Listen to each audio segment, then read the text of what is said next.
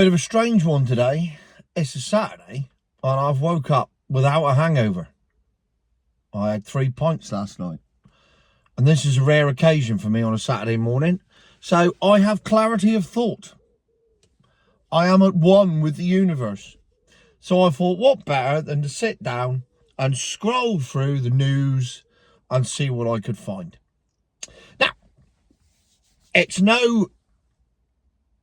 what's the word I'm looking for? I don't know. See, this is the trouble. Maybe I'm better off drunk.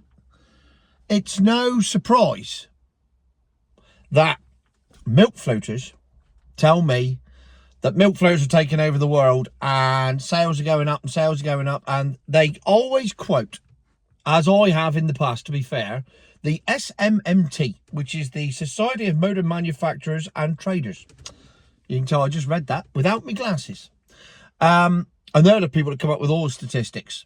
They're the people who came up with the stuff I used last year when I said that milk floats weren't going to meet their targets for the zero emissions vehicle mandate, which they didn't. And I said that the manufacturers would end up getting fined, which they didn't, because the government changed the rules, which they did. And so these are the guys that collect all the information. And these are the guys that have bang up-to-date information. And these are the guys that in February, or at the end of February, produced a report for February that showed that milk floats represented 25% of the total vehicle sales in February in the UK. And my arch enemy on Facebook went, you see, Tony, why aren't you using this? Why aren't you doing a video on this? Why aren't you telling the truth about what is actually going on with milk floats? You. Well, there's two reasons why I didn't do it. One, because it doesn't fit my agenda. Pretty obvious, I'd say.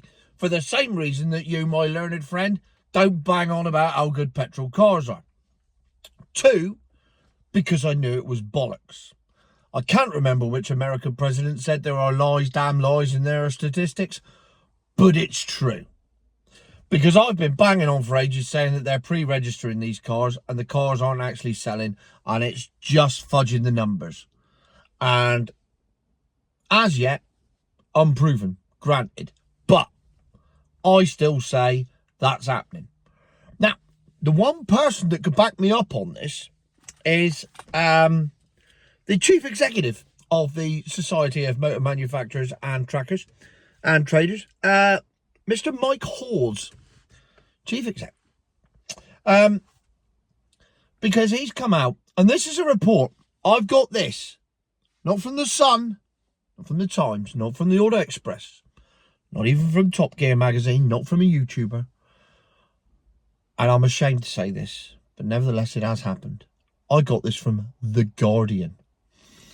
Yeah, the dirty lefty bastards. In between calling Elon Musk a Nazi, they've decided that they ought to interview this guy about the zero-emission vehicle mandate and its impact on the industry. And I think it may have backfired slightly for them, because Mike Hawes, Chief Executive of the SMMT, in charge of all the stats, blames the zero-emission vehicle mandate for the slump in sales of EVs. What's that slump, you say? Slump, Tom? Did you say slump? Yes, I did say slump. Oh, I do smoke so well. Allow me to quote, putting my readers on for this, and I will quote to you. The consequences of the ZEVM and an inability to meet it means you're beginning to see it play out in terms of flattening of sales. Crucial word there, flattening. Flattening of sales, production's down, and plants closed. It should be a driver of growth, not a driver of deindustrialization. Hang on! As the Chief Executive of the SMMT said that sales of EVs are flattening, I thought we were seeing exponential growth, according to the evangelists. Well, the guy that produced their statistics and has done his research says they're flattening. Well, that's weird. Production down? Hey? This guy... This guy don't know what he's talking about. He's full of shit like you are, Tone. That's the trouble with these people. They're just following their own agenda. No, he's the guy who you rely on for all your statistics. Anyway, he wasn't content there. And this is the point where the Guardian should have walked out the room. Because he says that sales are flattening. Now, what evidence does he have to back that up? I'll give you the evidence, shall I? Readers on again. And I quote, direct quote, Mike Hawes, SMMT, Society of Motor Manufacturers and Traders. This is what he said. The market for new EVs is largely reliant on those who have already gone electric, with only 12% of drivers intending to switch to electric by 2028. Eh? What did he just say? The market for new EVs is largely with those who have already gone electric? What, so the milk floaters, the evangelists that are already preaching from their high temple of what a great car this is the greatest car in the world, and this is the future, and you're all wrong, you're all thick as mince, and you're all going to die because of climate change and bad economic thinking. They're the only people buying new cars. Milk floaters are just replacing their milk floats because after 3 years they're shit anyway. So after 3 years they get themselves another milk float because they can't see past not having another milk float because they've spent 3 years boring the shit out of anyone that'll listen, which usually would be another milk floaters, because I can't believe they have friends that aren't milk floaters because it's like a cult really, isn't it? They'll be like, I've invited Jeremy around for dinner. He's just parking up the Leaf. He's parking it up next to my iX3. What a beautiful piece of design that is. I should be telling him about my Bauhaus dreams later on. So, it's not people converting. People are not converting. 12% of people that were going to buy a new car, according to the guy that comes up with the stats, 12%.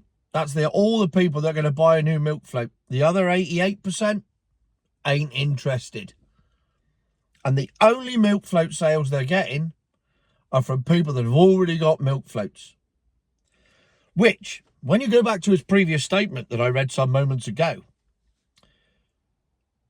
flattening of sales. Well, they are going to flatline because it's just the same people buying it over and over again.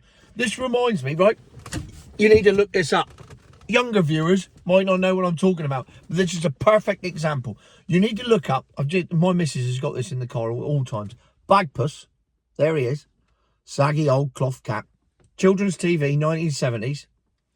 There's an episode of Bagpuss where the mice from the mechanical mouse organ invent a chocolate biscuit factory. And Bagpuss loves it.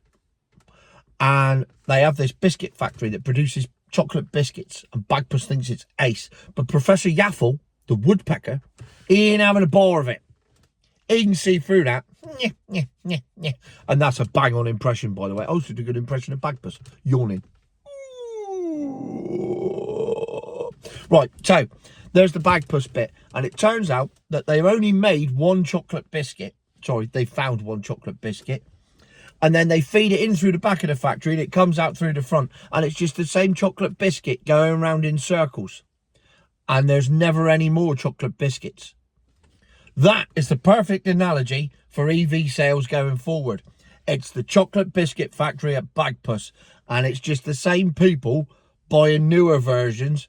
And then the older versions go into second-hand. They don't go anywhere. Nobody buys second-hand milk floats. That's just pointless, as the market shows by the fact that the values are plummeting and plummeting and plummeting. And even when they're plummeting, they still can't sell them because, and I quote again from Mr. Mike Hawes, SMMT, without government incentives, people will not buy these cars. Well, there you go. I mean, what more entertainment do you want on a Saturday than a fat bloke in a car comparing milk floats to Bagpuss? I mean, I've got to admit, I think this is one of the greatest videos I've ever done. I mean, you even got a free impression of Bagpuss and the wooden woodpecker that used to live on the top of the bookcase. I mean, This is what you should be paying your licence fee for. Not repeats of Home Under the Hammer. I do like Homes Under the Hammer though. Though I do find Dion Dublin a bit weird. So there you have it. In conclusion, I always like a conclusion. In conclusion, the bloke that writes the stats says sales are flattening and the only people buying new milk floats are existing milk floaters. So sales will flatten forevermore because it's just the same people buying a car every 3 years, going round in a circle like the chocolate biscuit in Bagpuss. Future my arse.